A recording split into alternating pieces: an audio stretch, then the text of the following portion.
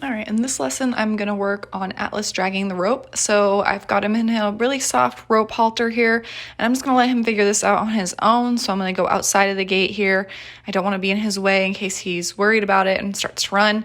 So I have a little bit shorter lead rope, and I picked this one for two reasons. So it's a bit stiffer, so it's not gonna like loop up and get him tangled up. It's pretty stiff, it's old, so it's not gonna loop around his legs or anything. And then it's also a bit shorter, so it's not super scary all at once. So there he started walking and he was like, oh goodness, there's something chasing him. To him, he thinks it's chasing and following him, so he's a little bit apprehensive about that. But I just include the grain, so I just put like a handful of grain in this pan, and then I just kind of move it around the pen because I don't want to chase him around with it, especially not in the beginning.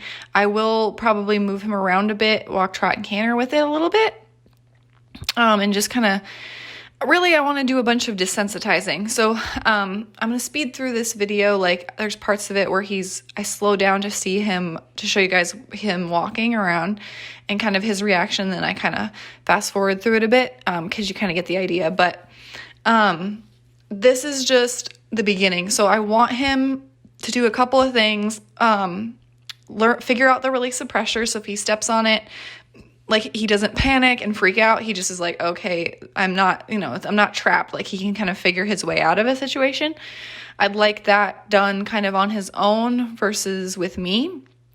And then I want him to be desensitized to the rope moving around his legs and following and or chasing. To his point of view, he thinks that it's chasing him. So I want that to kind of be figured out on his own as well, because there are going to be times, like I'm not going to have him his whole life. So there could be a time where someone drops lead rope on the ground and he steps on it and he scares himself, or he gets away and it's dragging, and I don't want it to become a giant wreck.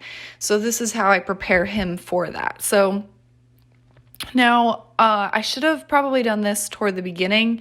I feel like that would have probably sped this up a bit, but, better late than never. So I'm just going to I have another pan here so he can just kind of rotate between the two, and I just kind of walk around outside of the round pen and get him to move.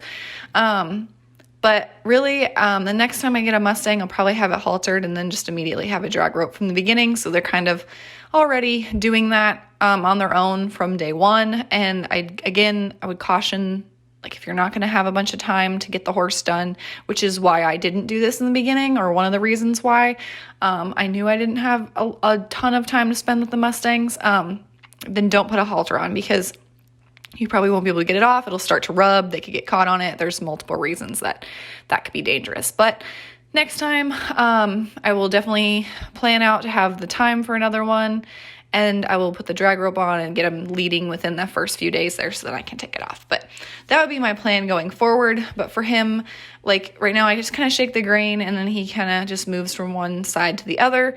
And I start off with just, little pieces, like he goes from one panel to the other, then he goes further and longer distances and whatnot. I don't think he really steps on it at all. Okay, there he goes. Yep, he did step on it. So I was like, he hasn't stepped on it yet. So he stepped on it and he jumped backwards, and it was not the best reaction, but it could have been worse. So he gets a little stuck. Like he's afraid, like he doesn't want to stand on it. He doesn't really understand it, but really just, the more he kind of has it and gets used to it, he's not going to be quite as fearful. So it also does some desensitizing just to the rope in general. So once I start leading him more and kind of tossing the rope all over him, preparing him for the saddle and for the rider, then he's more used to that in general. So that also helps. And then I'm also out of the way. So I'm not in there, in his space if he were to kind of lose it and kick out or run off or whatever. So I also like that. For that later on, like once I know he's pretty decent with this, I'll go in there and have him move around so he can get used to moving kind of with more purpose and energy with the rope dragging, because I want him to just be used to that, just in case like maybe something spooks him and he pulls away and then the rope's dragging and, now he's loose, like what is going to happen? I don't want him running off and like into the street because he thinks that it's chasing him. I want him to have all the skills he needs for a human environment. So this is just his first session. I'll show some more later on, but you kind of get the idea of what I'm doing, and I'll show his progress pretty soon.